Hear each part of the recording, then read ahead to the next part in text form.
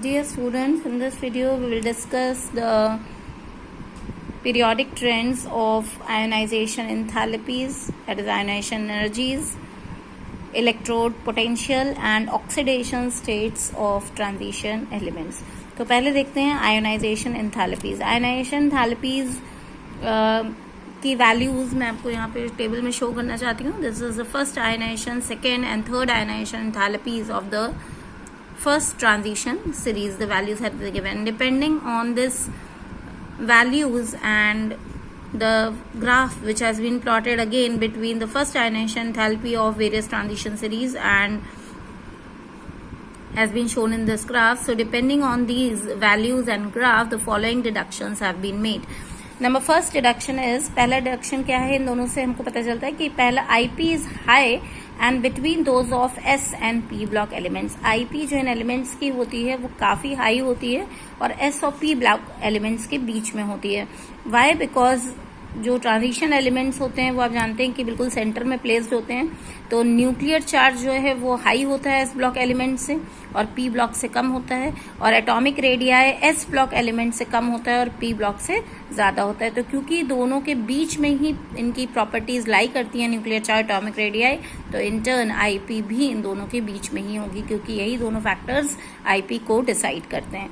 Second है, first IP increases across the series although increase is not very regular. तो आप यहाँ एक चार्ट से आसानी से देख सकते हैं कि पहले देखिए आईपी फर्स्ट इंक्रीज हो रही है, धीरे धीरे धीरे धीरे इंक्रीज हो रही है, और उसके बाद इंक्रीज जो है बहुत ज्यादा नहीं हो रहा है, स्लो इंक्रीज हो रहा है, और कहीं कहीं पे तो थोड़ा सा डिक्रीज भी हो रहा है. इरेगुलर ट्रेंड है after mid of the series. तो ऐसा किस लिए होता है?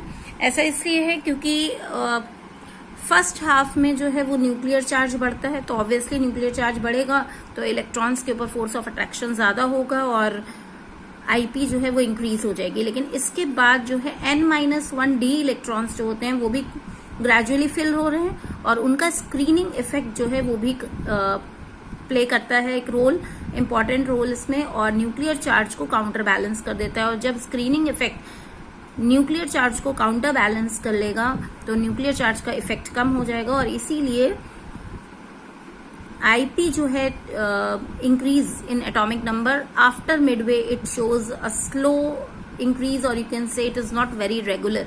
इसके बाद थोड़ी सी स्लो इंक्रीज होता है, आप कह सकते हैं इरेगुलर ट्रेंड भी शो करता है, क्योंकि न्यूक्लियर चार्ज का इफेक्ट निल हो जाता है, या आप कह सकते हैं काउंटर बैलेंस हो जाता है. और तीसरा पॉइंट है, first IP of third transition series is higher than those of first and second transition series. ये आप ग्राफ से देख सकते हैं आसानी से, फर्स्ट और सेकेंड ट्रांजिशन सीरीज से थर्ड वाले का आईपी काफी हाई है. क्यों? क्योंकि थर्ड वाले ट्रांजिशन सीरीज में 4f ऑर्बिटल्स कंप्लीटली फिल्ड होते हैं और इनका शील्डिंग इफेक्ट काफी पुअर होता है, और इसकी वजह से न्यूक्लियर चार्ज का इफेक्ट बहुत ज्यादा होता है वैलेंस इलेक्ट्रॉन पे, and that's why the IP of these elements is very very high as compare to first and second transition series. इसके बाद हम लोग बात करेंगे आईपीज और thermodynamic stability of transition metal compounds. तो let's see first the impact of this thermodynamic stability because of IP. Smaller the sum of all the IPs measured for a transition metal to attain a particular oxidation state, greater is the stability of the compounds of that metal in that particular oxidation state. इसका मतलब ये है कि अगर किसी metal के particular oxidation state में उसकी आईपीज का समेशन जो है वो कम होगा, तो वो उस पर्टिकुलर ऑक्सीडेशन स्टेट में ज्यादा स्टेबल होगा. जैसे कि यहाँ पे आप एक चार्ट है, या देखिए निकेल और प्लैटिनम का है, जिसमें आईपी 1 और 2 का समेशन यहाँ पे दिया है और आईपी 3 और 4 का समेशन दिया है, और टोटल समेशन भी यहाँ पे दिया हुआ है. तो platinum nickel 2 positive ions are more stable as compare to PT2 positive ions. क्यों? क्योंकि IP1 2 इलेक्ट्रॉन लॉस्ट होने के लिए, फर्स्ट इलेक्ट्रॉन लॉस होगा तो IP1 और सेकेंड होगा तो IP2 यूज होगी, और इन दोनों का समेशन आप देखिए निकेल में कम है एज कम्पेयर टू प्लैटिनम. तो इसीलिए Ni2 पॉजिटिव कंपाउंड्स जो होते हैं वो ज्यादा स्टेबल होते हैं as compare to PT2 compounds. और अगर आप चारों का समेशन देखेंगे, 4 पॉजिटिव, 4 अगर वैलेंसी है तो 4 आईपीज इन्वॉल्व होंगी, और चारों आईपी का समेशन आप देखिए प्लैटिनम का कम है, निकल का ज्यादा है. इसका मतलब कि platinum 4 compounds are thermodynamically more stable than nickel 4 compounds. तो ये टोटली डिपेंड करता है stability, thermodynamic stability on the values, summation of the values of the IPs in that particular oxidation state of a particular metal. The next periodic trend is in oxidation states. Now most of the elements, transition elements, they show more than one oxidation state. ये एक से ज़्यादा oxidation state show करते हैं और variable valency show करते हैं अपने in different compounds. Now here is a chart. यहाँ पे आप chart देखिए जिसमें first, second और third transition series के elements की variable oxidation states दी हुई हैं. अब ये variable oxidation states अगर 1 और 2 हैं तो इसका मतलब है कि s इलेक्ट्रॉन्स जो हैं वो बॉन्ड फॉर्मेशन कर रहे हैं, और अगर 3 या उससे ज़्यादा है तो इसका मतलब कि n-1d electrons are participating in the bond formation, क्योंकि s और d इलेक्ट्रॉन्स की जो एनर्जी होती है वो काफ़ी ns ऑर्बिटल और n-1d ऑर्बिटल के बीच में जो एनर्जी का डिफरेंस होता है वो काफ़ी कम होता है, तो दोनों पार्टिसिपेट इक्वली कर सकते हैं बॉन्ड फॉर्मेशन में. ज़्यादातर ग्राउंड स्टेट में ns ऑर्बिटल के इलेक्ट्रॉन्स इन्वॉल्व होते हैं और हायर या एक्साइटेड स्टेट में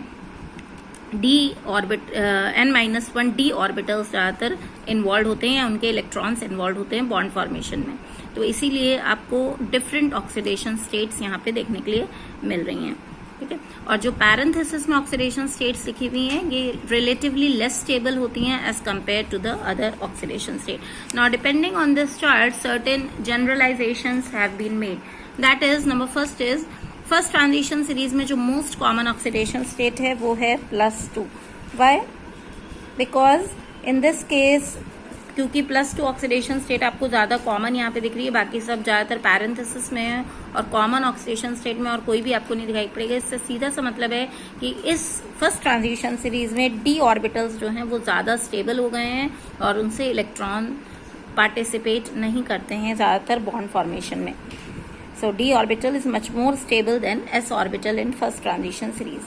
इसके अलावा +2 और +3 ऑक्सीडेशन स्टेट में ट्रांजिशन एलिमेंट्स जो होते हैं वो ज्यादातर आयनिक कंपाउंड्स बनाते हैं और हायर ऑक्सीडेशन स्टेट्स में ज्यादातर कोवलेंट कंपाउंड्स बनाते हैं, वो भी किसके साथ? फ्लोरीन और ऑक्सीजन के साथ. With in a group maximum oxidation state increases with atomic number. You can see here with in a group अगर आप जाएंगे तो ऑक्सीडेशन स्टेट जो है वो इंक्रीज हो रही है with the increase in atomic number. Higher oxidation state जो है वो ज़्यादातर पाई जाती है फ्लोराइड्स और ऑक्साइड्स में, और हाईएस्ट ऑक्सीडेशन स्टेट अगर आप देखेंगे ट्रांजिशन एलिमेंट्स में that is +8. Here also you can see that is a +8 is the highest oxidation state shown by transition elements.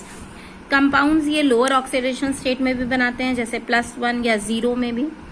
ठीक है, और stability of a given oxidation state of transition element depends on the element with which it combines. जो दूसरा element जिसके साथ ये combine करते हैं उसके nature पे stability depend करती है given oxidation state की.